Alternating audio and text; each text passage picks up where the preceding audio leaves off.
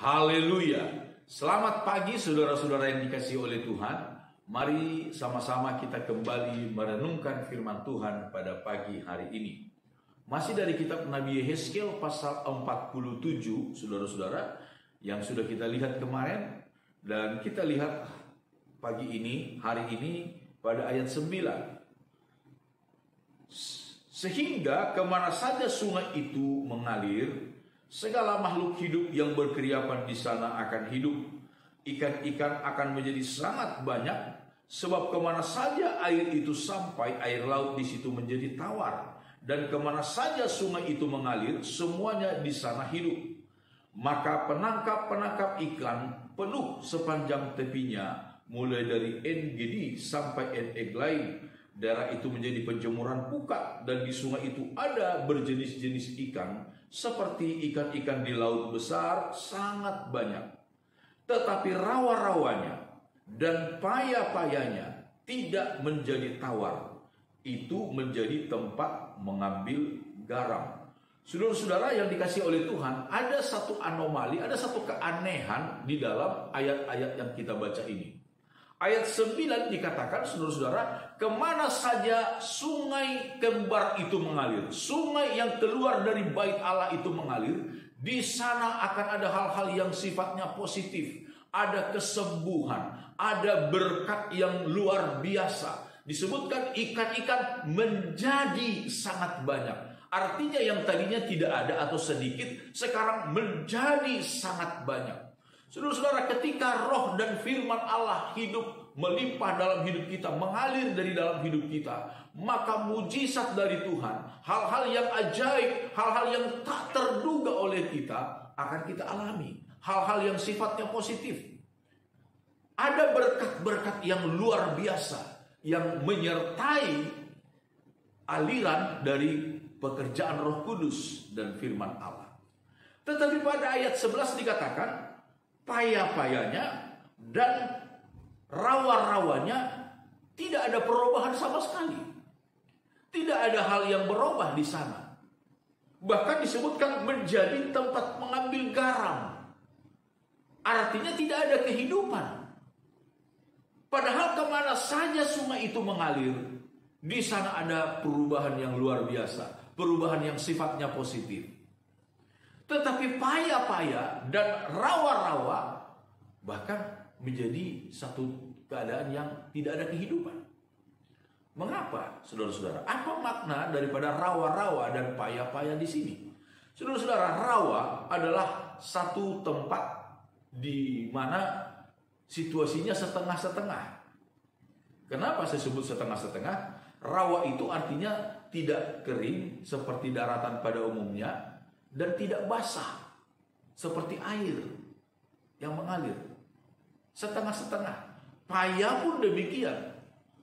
Air paya artinya adalah tidak asin dan juga tidak tawar. Setengah-setengah. Tuhan tidak menginginkan kehidupan kita setengah-setengah. Iring Tuhan iya, ikut dunia iya. Menyembah Tuhan iya, tapi melakukan perbuatan-perbuatan kegelapan, bahkan mengikuti perkataan setan, iblis, pergi ke dukun iya, ke gereja iya, ke dukun, ke paranormal iya. Tuhan tidak suka kehidupan yang demikian.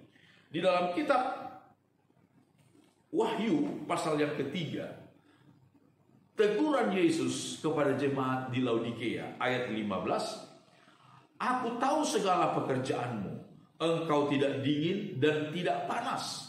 Alangkah baiknya jika engkau dingin atau panas. Jadi karena engkau suam-suam kuku dan tidak dingin atau panas, aku akan memuntahkan engkau dari mulutku. Saudara-saudara, jemaat di Laodikia disebutkan di sini tidak dingin ataupun panas. Tuhan mau sebenarnya sekalian panas atau sekalian dingin. Jangan suam-suam kuku, jangan setengah-setengah.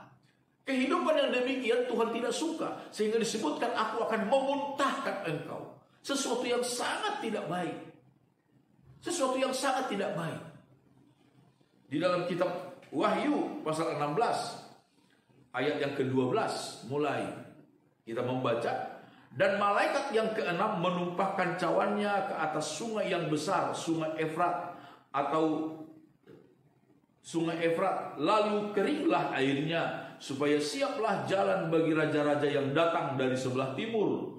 Dan aku melihat dari mulut naga dan dari mulut binatang dan dari mulut nabi palsu itu keluar 3 roh najis yang menyerupai katak. Ada 3 hal yang disebutkan di sini, saudara-saudara. Naga, mulut binatang, juga nabi palsu. Tritunggal dari pekerjaan iblis. Tritunggal dari pekerjaan iblis. Jadi ada Tritunggal Allah, yaitu Bapa, Putra, dan Roh Kudus.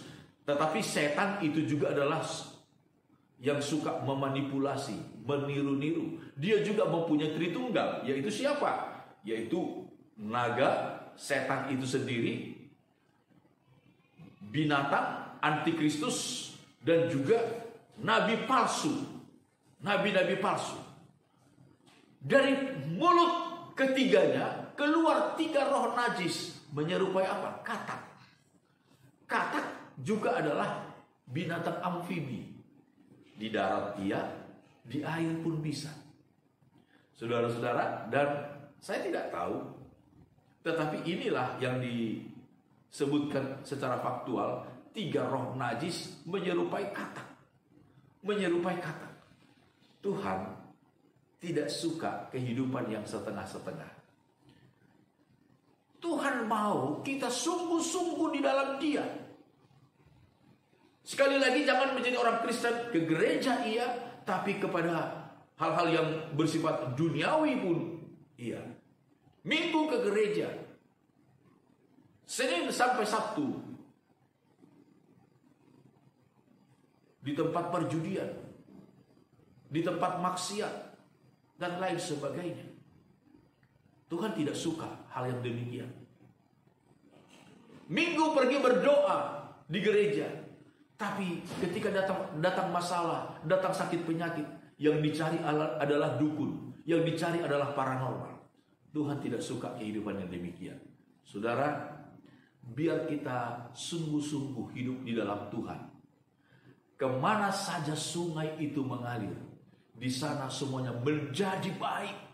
Kemana saja aliran firman Allah dan Roh Kudus mengalir, di sana semuanya akan menjadi hidup, menjadi baik. Berkat-berkat menjadi sangat banyak. Itu janji firman Tuhan bagi kita. Dan sekali lagi, firman Allah ya dan amin. Firman Allah tidak pernah berdusta. Firman Allah pasti akan terjadi. Tuhan kiranya memberkati kita semuanya. Amin. Mari sama-sama kita berdoa.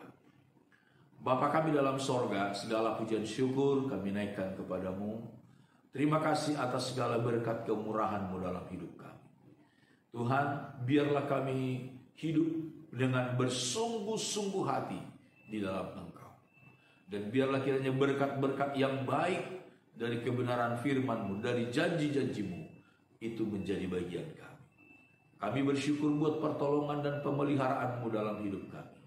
Di dalam nama Tuhan Yesus Kristus. Haleluya. Amin. Selamat pagi saudara-saudara.